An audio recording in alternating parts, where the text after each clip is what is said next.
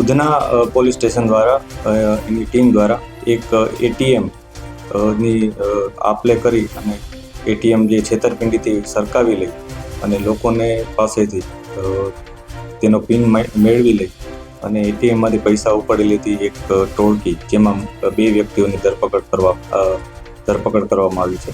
તેઓને ગુનો પણ ડિટેક્ટ કરવામાં આવ્યો છે. ઉધના પોલીસે આ પોતાની બાતમી આધારે આ લોકોની ધરપકડ કરી છે.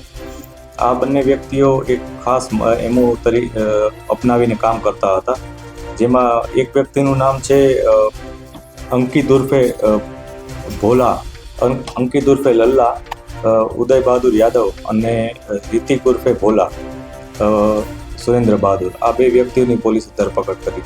આ બંને વ્યક્તિઓ એટીએમ પાસે આસપાસ રેકી કરતા હતા અને એવા વ્યક્તિઓને ટાર્ગેટ કરતા હતા કે જેઓ સરળતાથી તેઓને એટીએમ આપી દે અને જેઓને પોતાને એટીએમનો યુઝ કરતા ફાવતું ન હોય.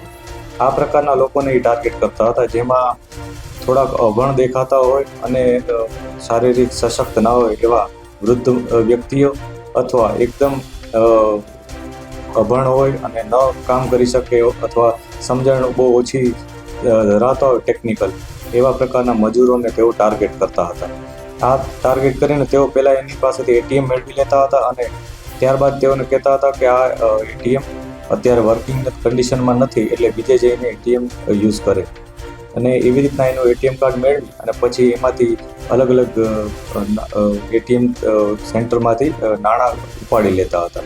પોલીસ દ્વારા કુલ 31 એટીએમ કાર્ડ જપ્ત કરવામાં આવ્યા છે અને એમાંથી સાથે એના મોબાઈલ, આ ઉપરાંત રોકડ રકમ પણ મેળવવામાં આવી છે અને આશરે 1,35,000નો મુદ્દામાલ કબજે કરવામાં આવ્યો છે.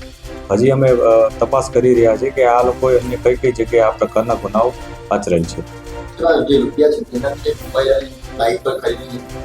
અત્યારે જે મુદ્દામાલ પોલીસને મળ્યો છે અને જે આરોપીઓ પાસેથી માહિતી મળી છે એ મુજબ એ લોકોએ મોંઘો મોબાઈલ, જેને આઈફોન પ્રકારનો એક મોબાઈલ પણ અને મોપેડ, આ બંને ખરીદેલ હતા. આ ઉપરાંત આ લોકો પાંડેસરા, પલસાણા, અન્ય ડિંડોલી વગેરે પોલીસ સ્ટેશન વિસ્તારના ગુનાઓમાં ડિટેક્ટ થયાનું અત્યારના પોલીસની માહિતી છે.